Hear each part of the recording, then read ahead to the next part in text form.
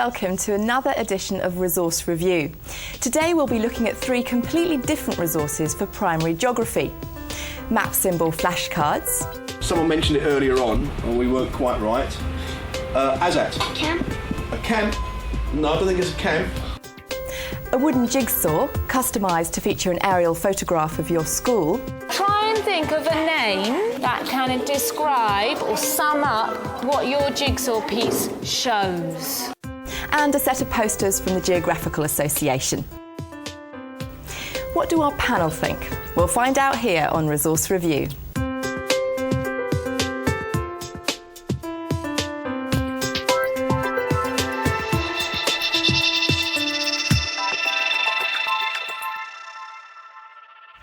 Recommending today's resources is our subject expert, Paula Richardson. Paula is an educational writer and geography advisor to schools. Joining Paula today on the panel, we have Colin Hinson, a freelance educational writer, and Alan Mills from the Specialist Schools and Academies Trust. Well, Paula, let's begin then with the map symbol flashcards. Can you explain this resource to us?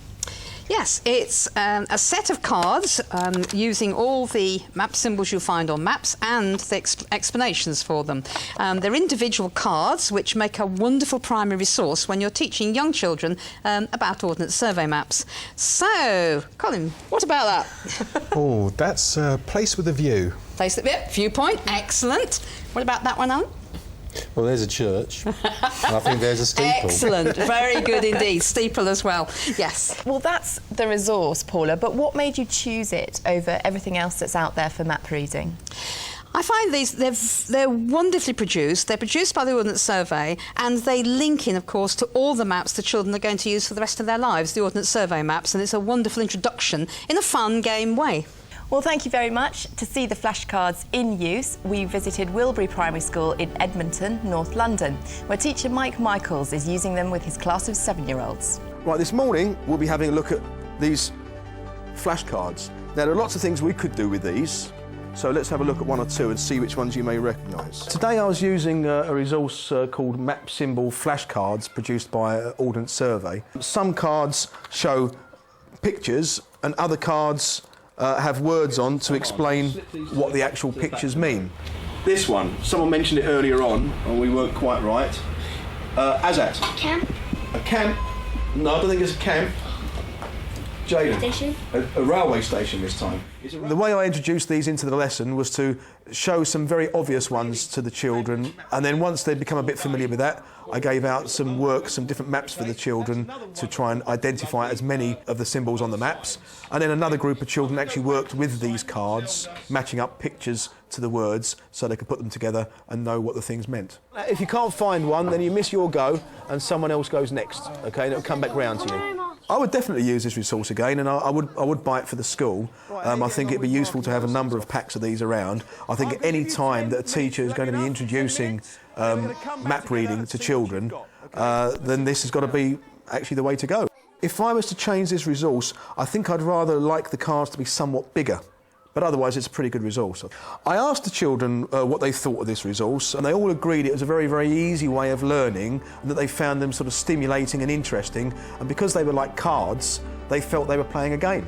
So they're actually playing and learning at the same time, which has always got to be the best way, really.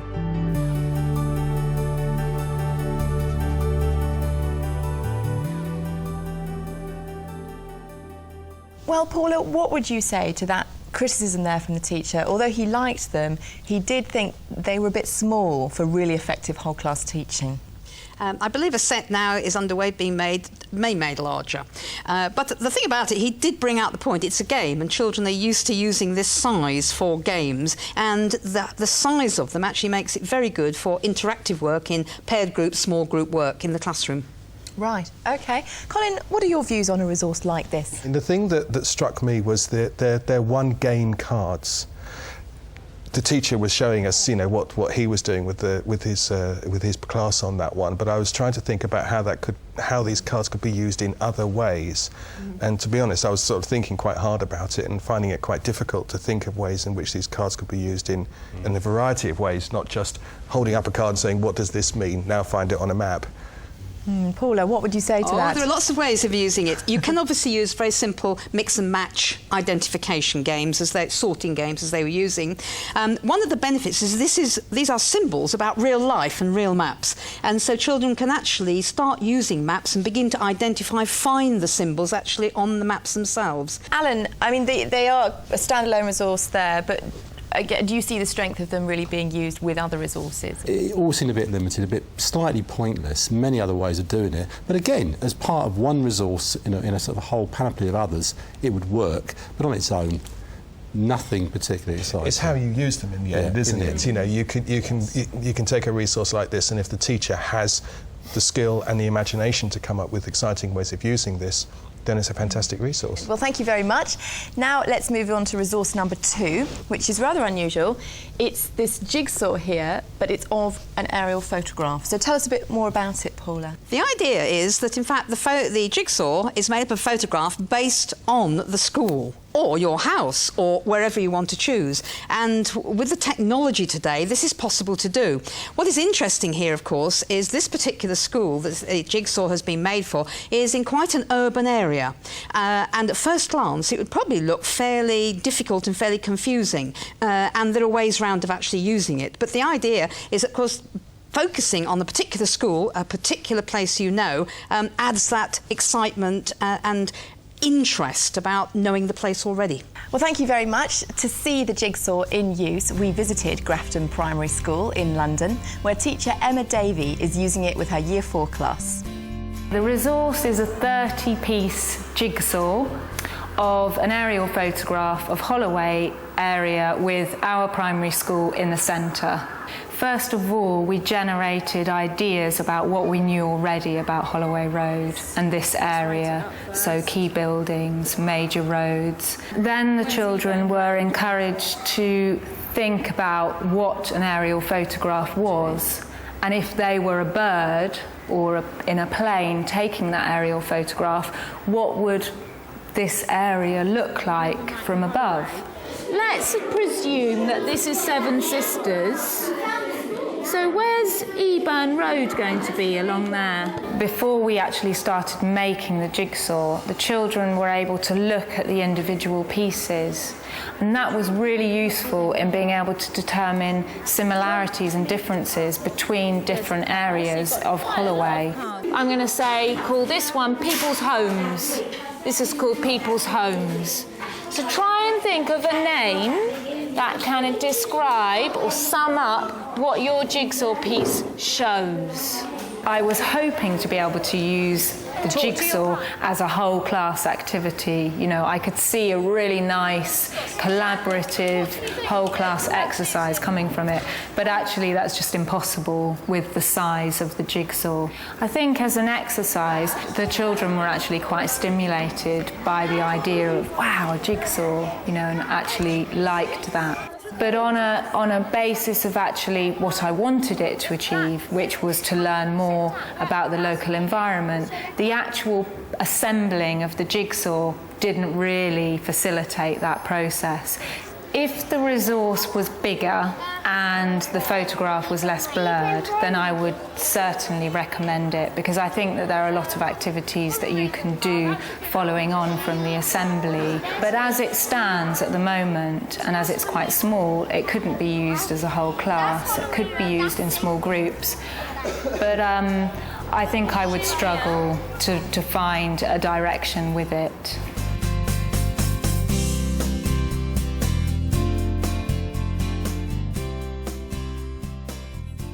Well, Paula, how would you respond to that criticism there, that it's just not big enough? Yes, I can sympathise with what she's saying, but the actual aim of the puzzle is perhaps different.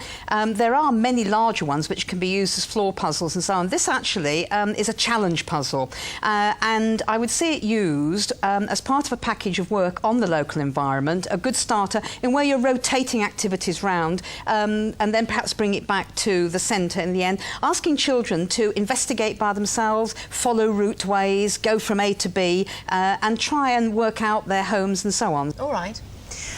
Alan, what do you think of the jigsaw puzzle aerial photo resource? The thing that concerns me is obviously a digital photograph. It would be so easy for them to supply the digital photograph for use on a whiteboard, and presumably not that difficult to separate it to use on a whiteboard in the same way as the jigsaw is. And then you could have both, the small group thing, the class group, the interactivity, all those things are there. Once you've got that resource and they've taken the picture, they would be able to supply that as well. Because I think that it's fairly limited, as the teacher said, and I thought she did a brilliant job. Using a jigsaw as a teaching tool, I felt a little bit sceptical about it, because why a jigsaw and why not just the aerial photograph, you know, and so on. It seemed to me, I wasn't quite sure why a jigsaw, because if the pupils are concentrating on putting the jigsaw together, perhaps they're actually losing the main purpose of looking at an aerial photograph and learning about their local geography, because they're doing the jigsaw. It's a different way of looking at it. Jigsaws are a way in which some children actually get access into various aspects of the curriculum, and it's one of many resources that probably could be looked at, but it's part of a package of teaching about your local environment,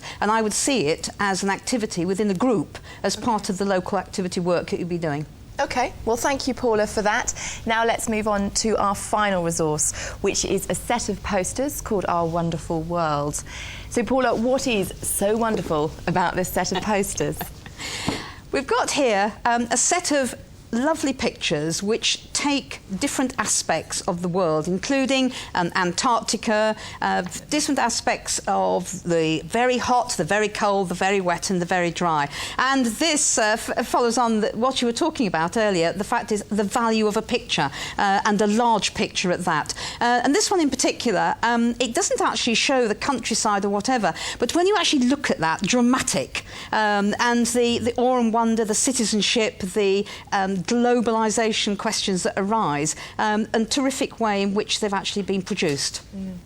I mean, Colin, we can't criticise these on size. They're a good size for whole class teaching. Absolutely fantastic. Do you like the use of posters? I like the use of posters, and I like the size, and the images on these are very, very striking. And you know, as they say, a picture is worth 1,000 words. And pictures like these are brilliant, not just for geography, but you know, cuts across so many areas of the curriculum, can be used as a starting point for so much discussion, so much project work in the classroom. Alan, are you a fan of these? Totally agree. I mean, they could generate a lot more than 1,000 words. I mean, the picture on the top that we're looking at now, wonderful. I mean, there's so much there: geography, citizenship, a whole list of things you could talk about just from what the juxtaposition of the images there. Fantastic. I mean, really good resource. I would love to have that in the classroom. Well, Paula, a very popular third resource there. Yes, I think that all the three resources we've seen, including this one, they offer a great opportunity to develop geography. Geography is seen as quite a difficult subject to teach, and the wider variety of resources we offer children, and in different ways of learning, I think the better geography will be served. Brilliant. Well, thank you very much. We've looked at three resources then for primary geography, and to recap, they were map symbol flashcards from Ordnance Survey, Our School, 30-piece wooden jigsaw from Wild Goose at Blue Sky International, and finally a set of 7 Wonderful World posters from the Geographical Association. For more information on all of these resources and to post your own comments about other primary geography resources, go to our website. It's teachers.tv/resource review. Or if you want to email us, we're at resourcereview@teachers.tv. So a big thank you to our panel for today, to Paula, to Colin and to Alan.